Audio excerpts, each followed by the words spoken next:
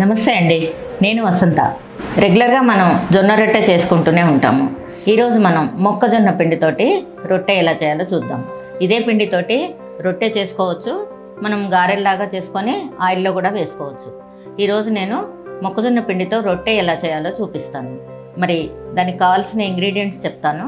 మొక్కజొన్న పిండి, కొద్దిగా సన్నగా తరిగినటువంటి కొత్తిమీర, పచ్చిమిర్చి సన్నగా తరిగి పెట్టుకోవాలి, తురిమినటువంటి క్యారెట్, 1 స్పూన్ ఉప్పు, 1/2 స్పూన్ కారము, 1 స్పూన్ జీలకర్ర, 2 స్పూన్లు నువ్వులు, కొద్దిగా అల్లం వెల్లుల్లి, కొద్దిగా నానబెట్టినటువంటి పెసరపప్పు. ఇది 1 గంట సేపు నానబెట్టుకుంటే సరిపోతుంది.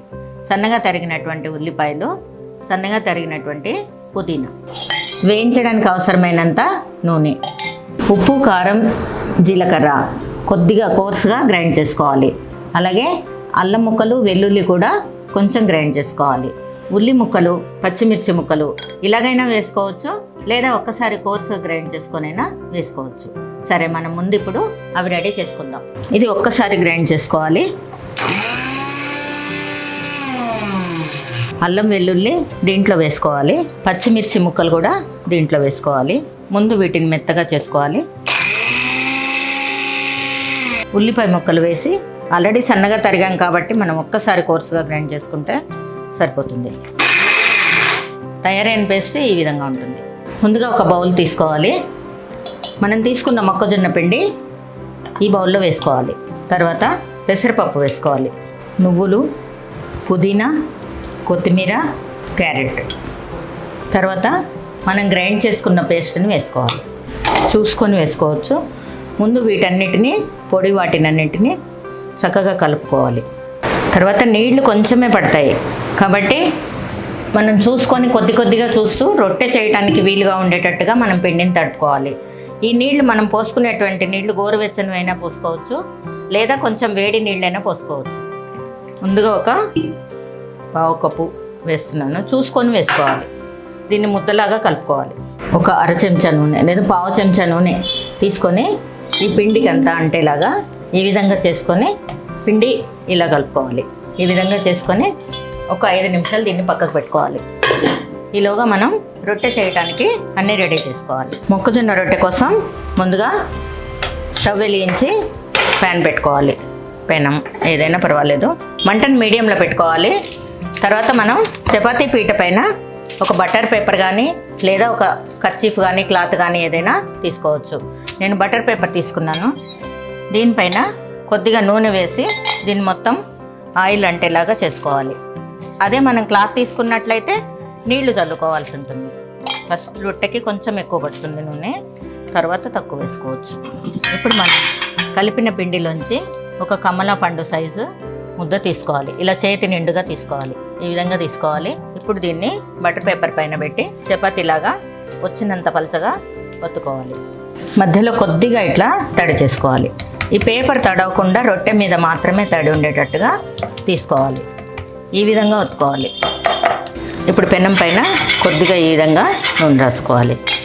మనం ఈ రొట్టెని పెనం పైన వేసుకోవాలి.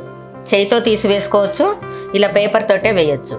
వేసే ముందు ఈ రొట్టెకి ఈ విధంగా ఒక 4-5 హోల్స్ చేసుకోవాలి. ఇలా చేసుకున్నట్టయితే మనం వేసిన నూనె ఈ హోల్స్ గుండా లోపలికి వెళ్ళి రొట్టె మంచిగా సమానంగా కాలుతుంది. ఇప్పుడు దీన్ని మనం ఇలా వేసుకోవాలి.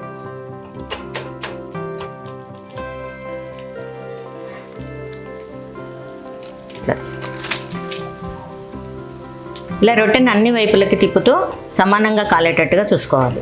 లేపి చూసి ఇప్పుడు దీన్ని పక్కకు వేసుకోవాలి. రెండో వైపుకి తిప్పుకోవాలి. రెండో వైపుకి తిప్పిన తర్వాత 1 అర చెంచా నూనె వేసుకోవాలి. ఈలోగా మనం ఇంకొక రొట్టె తయారు చేసుకుందాం. రెండో వైపు కూడా కాలింది, ఇలా కాలింది. ఇప్పుడు దీన్ని మనం ఒక ప్లేట్లో వేసుకోవాలి. పెనం పైన కొద్దిగా నూనె రాసుకోవాలి. ఇలా రాసుకోవాలి. మళ్ళీ ఈ రొట్టెని వేసుకోవాలి.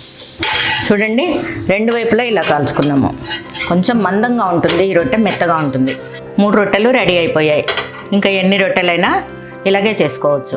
టేస్ట్ బాగుంటుంది, ఆకలి తొందరగా కాదు. ఈ రొట్టె తిన్నట్టయితే దాదాపు 3-4 గంటల వరకు ఆకలి కాదు. చూడండి, మొక్కజొన్న రొట్టెలు రెడీ అయిపోయాయి. మొక్కజొన్న రొట్టెలు చేయడం ఎందుకు, కంకే తినొచ్చు కదా అనుకోవచ్చు. కానీ మన బిజీ ప్రపంచంలో గింజలు ఒలుచుకొని తినడానికి తీరిక లేని వాళ్ళు కూడా ఉన్నారు. అసలు ఆ ఐటమే బంద్ చేస్తారనమాట. ఎటో చూసుకుంటూ టీవీ చూసుకుంటూనో లేకపోతే సిస్టమ్ వైపు చూసుకుంటూనో స్పూన్తో తినే ఐటమ్స్ అయితేనే తినగలుగుతారు. కాబట్టి ఈ మొక్కజొన్న పిండిలో ఫైబర్ ఎక్కువగా ఉంటుంది, తర్వాత కార్బోహైడ్రేట్స్ ఎక్కువగా ఉండటం వల్ల శక్తిని ఎక్కువగా ఇస్తుంది, ఎక్కువసేపు ఆకలి కాకుండా ఉంటుంది. మొక్కజొన్న రొట్టెని కొన్ని ప్రాంతాల్లో, నిజామాబాద్ ప్రాంతంలో రెగ్యులర్గా వాళ్ళు బ్రేక్ఫాస్ట్గా తీసుకుంటారు.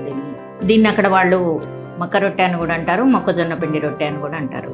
కనుక మొక్కజొన్న పిండిని తప్పనిసరిగా మన రెగ్యులర్ బ్రేక్ఫాస్ట్లో యాడ్ చేసుకోవటం మంచిది. ఒక్కొక్కసారి జొన్న రొట్టె, రాగి రొట్టె ఎలా చేసుకుంటామో అదేవిధంగా మొక్కజొన్న రొట్టె కూడా చేసుకొని పిల్లలకి కానీ పెద్దవాళ్ళకి కానీ బ్రేక్ఫాస్ట్ ఐటెంలో యాడ్ చేసుకొని కనీసం 15 రోజులకు ఒకసారి అలా చేసుకున్నట్లయితే బాగుంటుంది. ఇంకా దీంట్లో ఆకుకూరలు కానివ్వండి, మీరు ఇంకేదైనా ఆకుకూరలు వేసుకోవచ్చు. నేను ప్రస్తుతానికి పుదీనా, కొత్తిమీర వేశాను.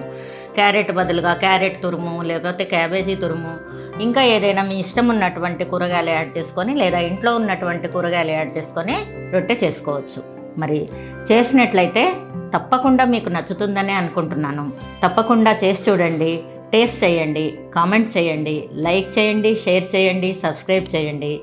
తర్వాత బెల్ ఐకాన్ క్లిక్ చేసినట్లయితే నా నెక్స్ట్ నోటిఫికేషన్ మీకు వెంటనే వస్తుంది.